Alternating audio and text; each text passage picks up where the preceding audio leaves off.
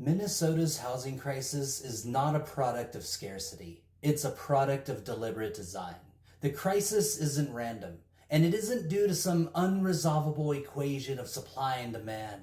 It's maintained, methodically, predictably, and profitably by systems whose purpose is not to solve the problem, but to monetize it. The Parasites principle makes this plain. The purpose of a system is what it does. And what our housing system does year after year is feed parasites.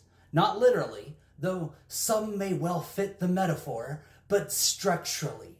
Parasites in this case are those whose profits depend on the perpetual crisis of unmet needs. Landlords, speculators, and developers paid to do nothing.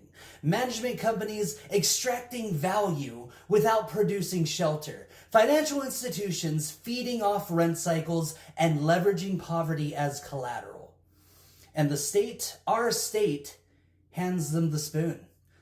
Minnesota already spends over $1 billion annually on housing subsidies. This isn't hypothetical, it's happening. Between rental vouchers, tax incentives for private developers, housing assistance programs that evaporate in bureaucracy, and ballooning costs of managing homelessness, we're burning the same money we claim not to have. And what do we get for it? Another year of the problem. Let's get concrete. The Minnesota Housing Sovereignty Act would build 5,000 sovereign homes in its first 3 years. The price tag? Less than half of what we spend right now in a single year on temporary patchwork solutions that don't work. For the same annual price, stretched over a few years, we could own the problem and solve it. That's not speculation, that's arithmetic. The truth is, we're not underfunding housing, we're misallocating it deliberately because these are entrenched interests that need the problem to persist. In Enlightenment terms, this is tyranny disguised as charity. To understand the full scope of this betrayal, we need to return to first principles.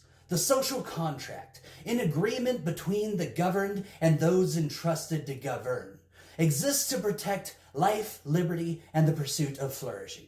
Shelter is not an optional comfort. It is foundational to life itself. To deny secure sovereign shelter is to compromise the conditions of liberty, reduce the field of flourishing to a margin, and trap the governed in dependence on intermediaries. This is not the accident of a clumsy system. It is the expression of its actual function. Every time a voucher is issued instead of a home being built, the state signals its loyalty, not to the citizen, but to the landlord. Every time rent is subsidized, but land is not liberated, we aren't solving homelessness, we're underwriting it. That's the invisible machinery Possewood reveals. The function of the system isn't to fix the problem, it's to make the problem pay. But it goes deeper. Enlightenment socialism isn't about control, it's about conditions. It's about engineering a society where individuals can meaningfully govern themselves because the material foundations of their life are not held hostage. Housing isn't just protection from the elements. It's the sovereign base of agency. Without it, political liberty is fiction. Intellectual development is stunted. Civic participation becomes a luxury. The home is the launch pad for liberty, and yet we treat it like a reward for obedience or a resource to be hoarded by the few and rationed to the rest. The sovereign home model proposed under the Housing Sovereignty Act rejects this logic entirely.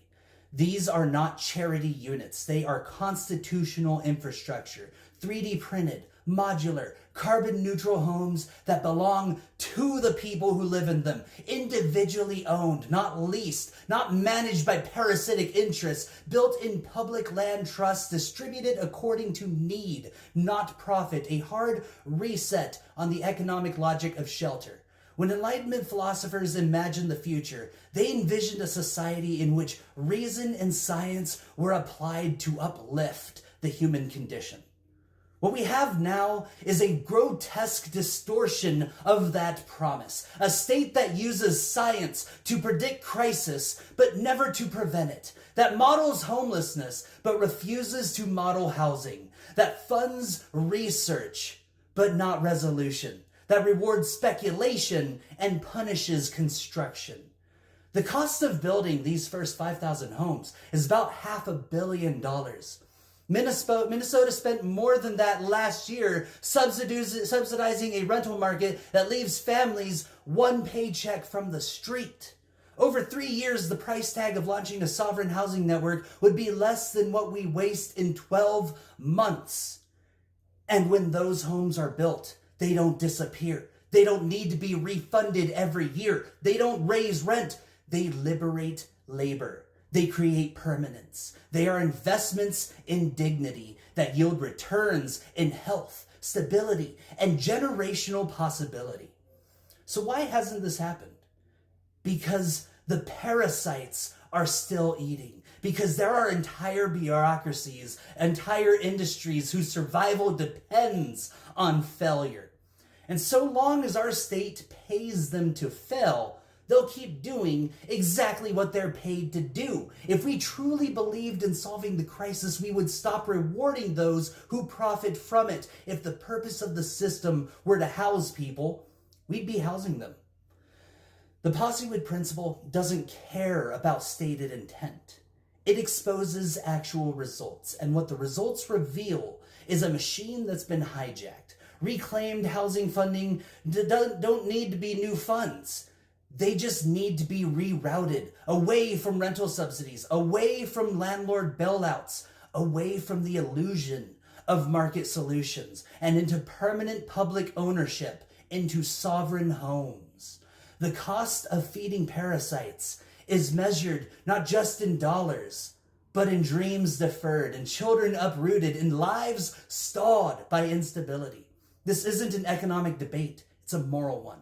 The crisis isn't the lack of money, it's the lack of courage to stop spending it on those who deepen the wound. This housing model isn't radical.